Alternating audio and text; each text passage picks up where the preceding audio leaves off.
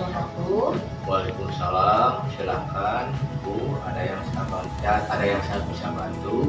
Ya, begini Bapak, saya ada tugas dari CGP untuk mewawancarai beberapa kepala sekolah terkait praktik pengambilan keputusan.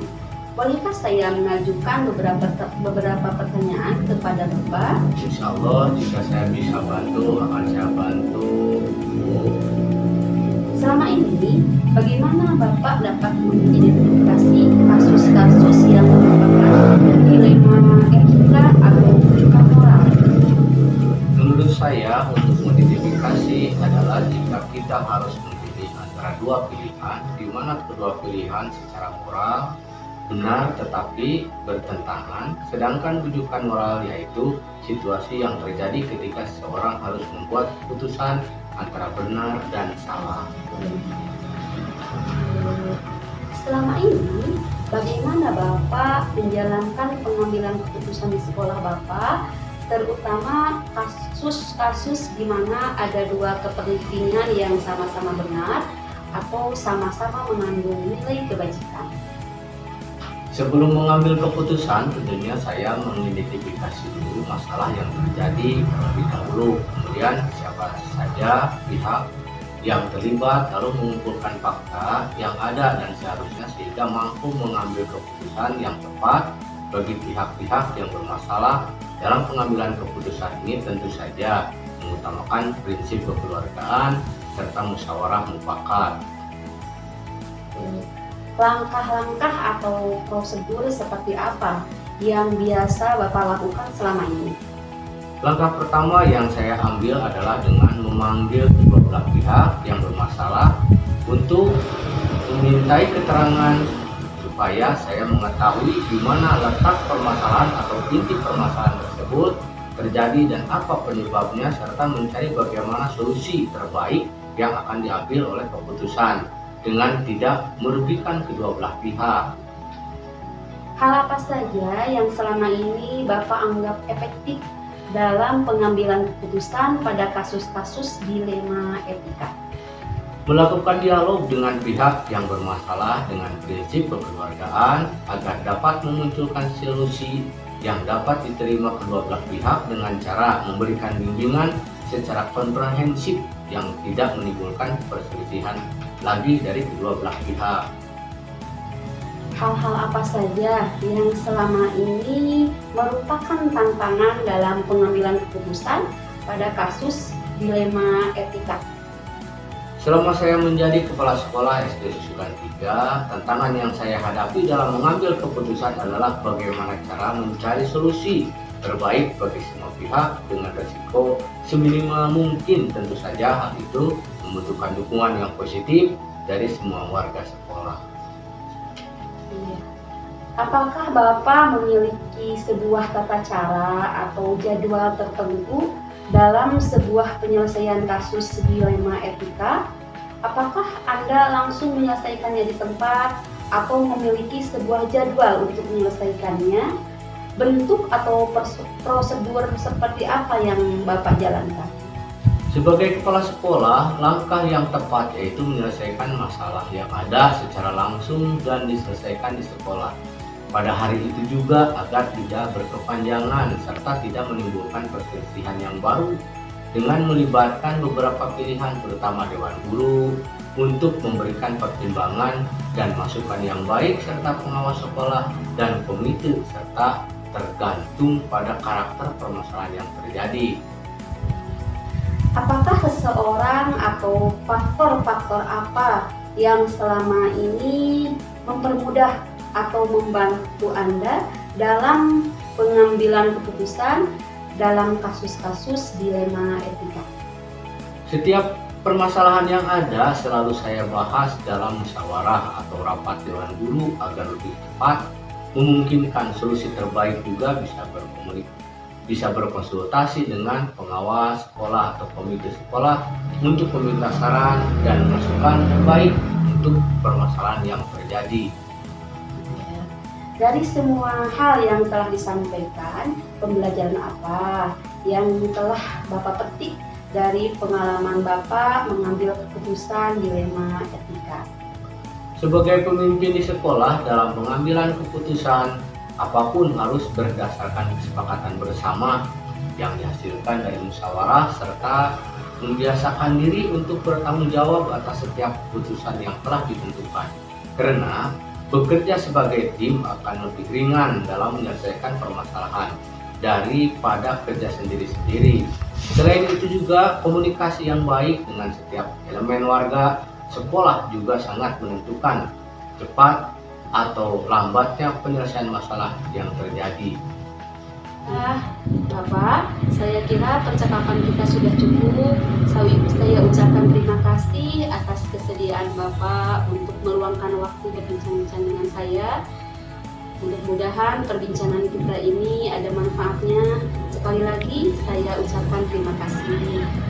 Sama-sama Bu, dengan senang hati membantu tugas Ibu sekaligus berbagi pengalaman dengan Ibu.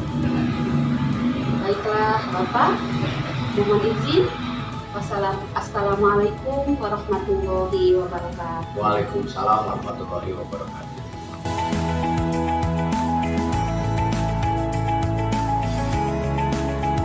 Warahmatullahi wabarakatuh. Waalaikumsalam warahmatullahi wabarakatuh. Bu, mohon maaf bisa mengganggu waktunya sebentar. Silahkan Ibu. Ya.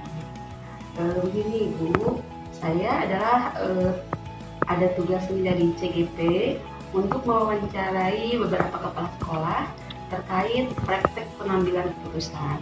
Bolehkah saya mengajukan beberapa pertanyaan kepada Ibu? Ya, silahkan Bu Haji. Alhamdulillah kalau bisa membantu. Ya.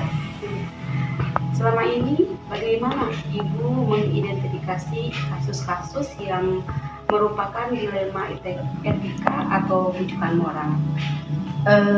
Saya mengidentifikasi kasusnya tersebut dengan terlebih dahulu melihat kondisi kasusnya. Apabila kasusnya itu merupakan kasus yang benar, yang ini juga benar, berarti itu termasuk dilema etika. Namun ketika ada regulasi di dalamnya atau melanggar aturan, berarti itu termasuk rujukan moral.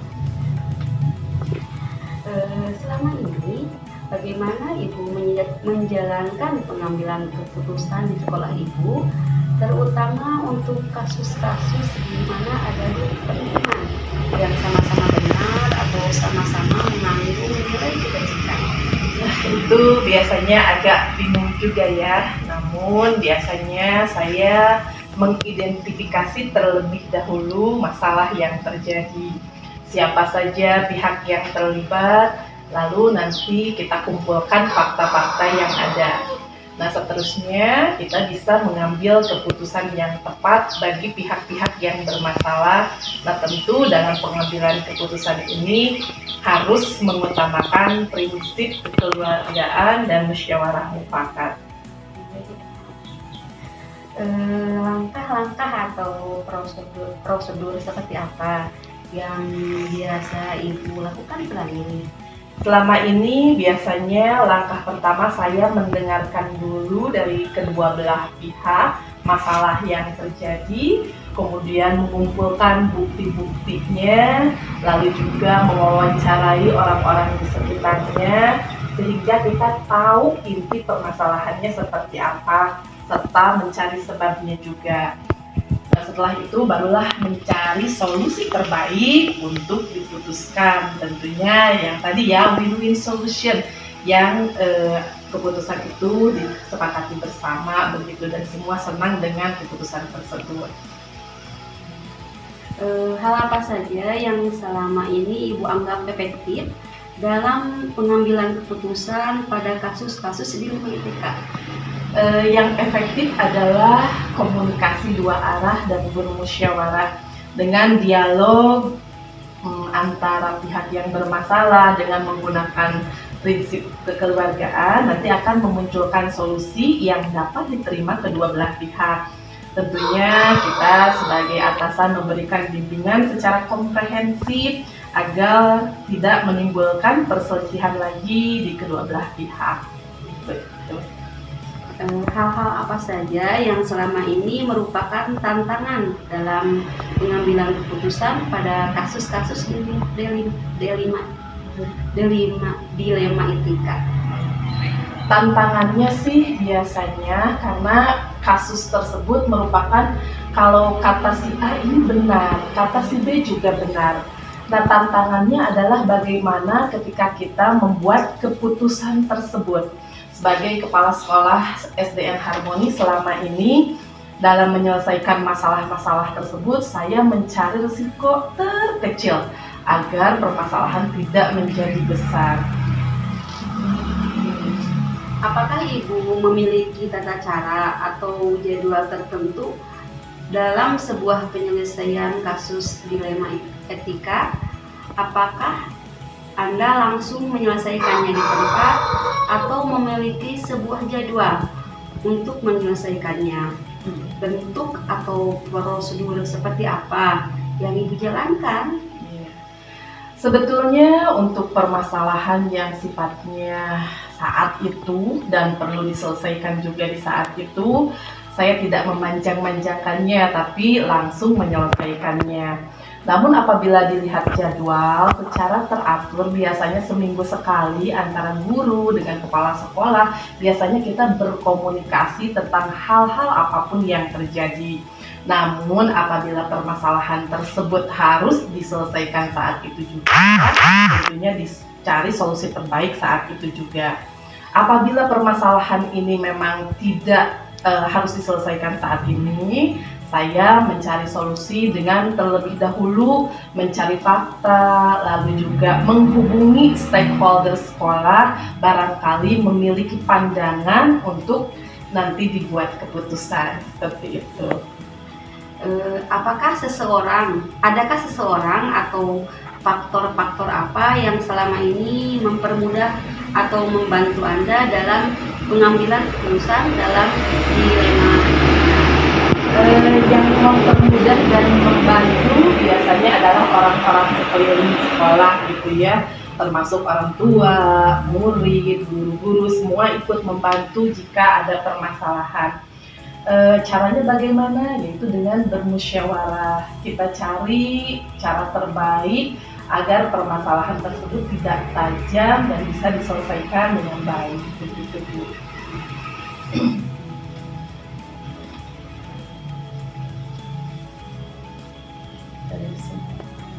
Dari semua hal yang telah disampaikan, pembelajaran apa yang dapat Ibu petik dari pengalaman Ibu mengambil keputusan dilema etika? Pembelajarannya itu tentunya kalau kita mau membuat keputusan, kita harus berdasarkan kesepakatan yang dihasilkan tentunya dari musyawarah. Apa saja yang selama ini merupakan tantangan dalam pengambilan keputusan pada kasus-kasus dilema etika? Selama saya menjadi kepala sekolah di SDN Harmoni, tantangan yang biasanya saya hadapi adalah dalam pengambilan keputusan. Bagaimana kita mencari solusi terbaik bagi semua pihak dengan resiko seminimal mungkin.